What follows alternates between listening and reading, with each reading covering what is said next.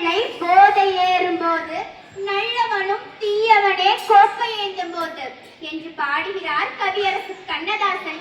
புகையிலை போன்ற திடப்பொருள்களை பல வடிவங்களில் பயன்படுத்தியும் மது போன்ற திரவ பொருள்களை பல பெயர்களில் பயன்படுத்தியும் ஊசி மூலம் ஏற்றிக்கொள்வதும் வாயு வடிவிலான போதைப் பொருட்களை சுவாசிப்பது போல உட்கொள்வதும் நம்மில் சிலர் வாழ்கின்ற வாழ்க்கையை வீணடித்து அவர் தம் குடும்பம் மற்றும் சுற்றார் மற்றும் உற்றார்களின் மன வேதனைகளுக்கான காரணிகளாக காட்சிப்படுத்தியது காலத்தின் கோலம். இந்த நிலை மாறுவதற்கு மாண்புமிகு தமிழ்நாடு முதலமைச்சர் அவர்கள் தமிழகத்தை போதைப் பொருள் இல்லாத மாநிலமாக மாற்ற தமிழகம் முழுவதும் போதைப் பொருளுக்கு எதிரான விழிப்புணர்வு நிகழ்ச்சிகள் நடத்த அறிவுறுத்தியுள்ளார். அதன்படி பொதுமக்கள் மாணவர்களுக்கிடையே போதை தடுப்பு விழிப்புணர்வு ஏற்படுத்தும் வகையில் விழிப்புணர்வு நிகழ்ச்சிகள் நடத்தப்பட்டு வருகின்றன. பரபரக்க வேண்டாம், பழகாலும் சொன்னேன், வரவர கண்டாய் மனமே என்பதற்கேற்ப சிலரின் செயலை பார்த்தால் ஏதோ நாளைக்கே உலகம் அழிந்து விடுவது போலவும் இன்றைக்கே எல்லாவற்றையும் அனுபவித்து விட வேண்டும் என்பது போலவும் செயல்படுகிறார்கள்.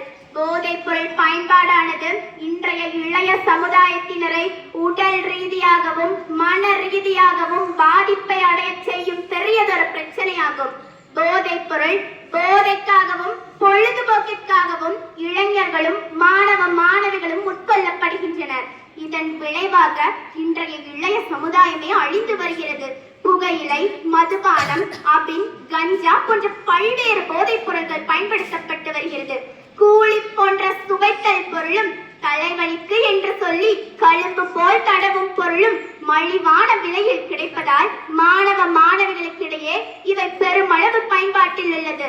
இவற்றின் விற்பனை வெளிப்படையாக நடைபெறுவதில்லை என்றாலும் எங்கு கிடைக்கிறது என்று வாங்குபவர்களுக்கும் எவருக்கு விற்பது என்று விற்பனை செய்பவர்களுக்கும் நன்கு தெரிந்திருப்பதே இதை கட்டுப்படுத்துவதில் உள்ள கடுமையான சிக்கலாய் உள்ளது. நாளைக்கு வருவது யாருக்கு தெரியும்? இன்றைக்கே இன்பத்தை அனுபவிப்போம் என்று பலர் மது உள்ளிட்ட போதைப் பொருட்களை உபயோகிப்பதால் மன ரீதியாக தூக்கமின்மை, மனசோர்வு, பதற்றம், தற்கொலைக்கு முயற்சி செய்தல், ஆளுமை தன்மையில் மாற்றங்கள், ஞாபக மறதி, வலிப்பு நோய் போன்ற பிரச்சனைகள் ஏற்படுவதுடன் உடல் ரீதியாக கல்லீரல் வீக்கம், மஞ்சக்காமாலை, கணையத்தில் வீக்கம், வாய் புற்றுநோய், கை கால் செயலிழப்பு, நரம்பு தளர்ச்சி, மூளை பாதிப்பு, மலட்டுத்தன்மை போன்ற பிரச்சனைகள் ஏற்பட்டு குடும்பத்தில் நிரந்தர அவப்பெயரை ஏற்படுவதுடனும் குழந்தைகளின் முன்னேற்றத்தில் பாதிப்புகள் ஏற்படுகின்றன. கலைவாணர் ஒரு படத்தில் குடிச்சு பழகணும், படிச்சு சொல்றாங்க குடிச்சு பழகணும், படிச்சு சொல்றாங்க பாலின் கள்ள நீக்கி பாலை குடிச்சு பழகணும் என்று பாடுகிறார். இந்த வரிகளுக்கேற்ப ஊறு விளைவிக்கும் தீய பொருட்களை தவிர்த்து நல்லதை விளைவிக்கும் பொருட்களை பயன்படுத்த வேண்டும்.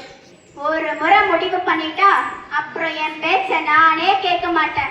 இந்த வரிகளை நல்ல பழக்கத்திற்கு மாறும் போது பயன்படுத்தினால் பயன் கிடைக்கும்.